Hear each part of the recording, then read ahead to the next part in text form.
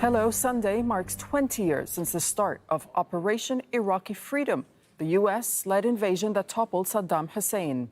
The military operation was launched without UN support, unlike the first Gulf War or the invasion of Afghanistan. Our diplomatic editor, James Bays, looks at how the invasion damaged the credibility of the United Nations. UN weapons inspectors in Iraq, their job to track down the country's chemical and biological weapons. We now know there weren't any. The former Iraqi ruler Saddam Hussein had ceased his WMD program years earlier.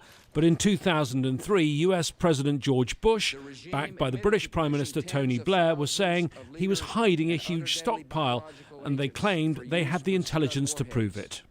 The US Secretary of State Colin Powell, now known to have been privately sceptical himself, tried to make the case in the Security Council, even wielding a vial he said could be anthrax. The US and UK, bitterly opposed by much of the international community, including France and Germany, failed to get a Security Council resolution to authorise a war. They launched one anyway. In the aftermath, one British diplomat who'd worked as his country's expert on Iraq in the Security Council resigned. Do you think the United Nations ended up damaged or strengthened by the war 20 years ago? I think without doubt it was damaged by it. The Secretary General of the United Nations didn't assert his authority to say that the war was illegal and should not happen, which later he admitted. And I think collectively, the quote-unquote UN, this sense of a global community of nations, a sense of a shared set of rules, took a very big hit as a result of the Iraq War. So where does that leave things now, 20 years on? Once again, the Security Council is deeply divided, and there's no doubt that the invasion of Ukraine by Russia, a permanent member, was a breach of international law and of the UN Charter. But Western diplomats, when you speak to them privately, will tell you that their efforts to put pressure on Moscow are even now hindered by the memory of what happened 2 decades ago.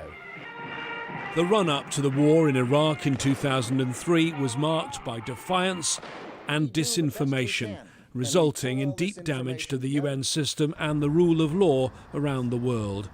So much may have changed since, but the repercussions of events that haunted the UN then are still being felt. James Bays, Al Jazeera, at the United Nations. We have our correspondent Osama bin Javed, who's joining us from Baghdad. So, Osama, it's been 2 decades of change and upheaval for Iraqis. What do they believe that they've lost and gained?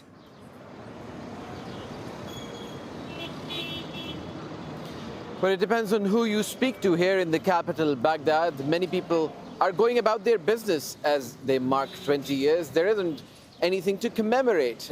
Most Iraqis would tell you that in the last 20 years, yes, there have been improvements, but in comparison to what they've lost, there is no equation there.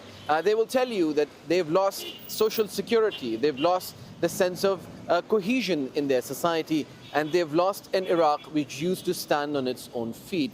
Iraq stands divided along sectarian and ethnic lines, and Iraq has not been able to find its place economically and politically to stand amongst the nations.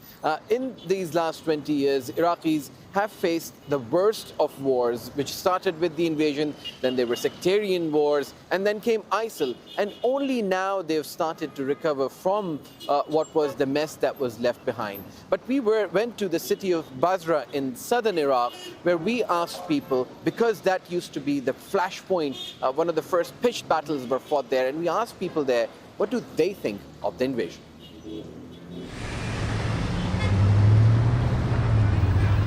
Basra's famous Italian bridge wasn't here 20 years ago.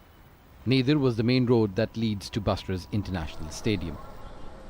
Now the streets are peaceful and there's relative political calm in the city and across Iraq. We've achieved more than $8 billion of foreign investment up to February 2023. We are keen to achieve major projects. This is all in coordination with the federal government.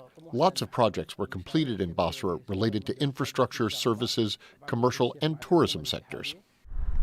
This oil field is named Majnoon, which means crazy in Arabic. Some say that refers to the large amount of oil reserves found here in one location, an estimated 38 billion barrels. The Majnoon field produces 240,000 barrels a day for Iraq's economy, and production is planned to be expanded to 5.5 million barrels per day.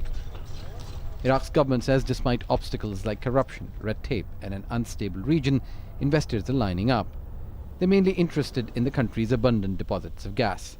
But despite its large hydrocarbon resources, Iraq imports a third of the gas it needs for its power stations. Nearly $2 billion worth comes from Iran, and on a stretched budget, that's a burden. Iraq also spends an estimated $5 billion on importing diesel and petrol. That's left Iraq's currency struggling against the dollar. And that's not all. As estimated by a parliamentary committee, corruption costs around $10 billion a year. Around $600 billion have been smuggled out of Iraq in the past years. We have to fight against corruption, administrational and financial. There's no real development in the Iraqi economy. Despite that wealth, millions of Iraqis struggle to get clean water every day. And every year, thousands of people fall ill due to waterborne diseases. Drying rivers and climate change has increased risks of food shortages. 2 decades ago, the first battles of the Iraq War were fought in Basra.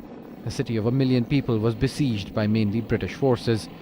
Cluster munitions were used, and the International Coalition to Ban Uranium Weapons says UK and US forces used depleted uranium.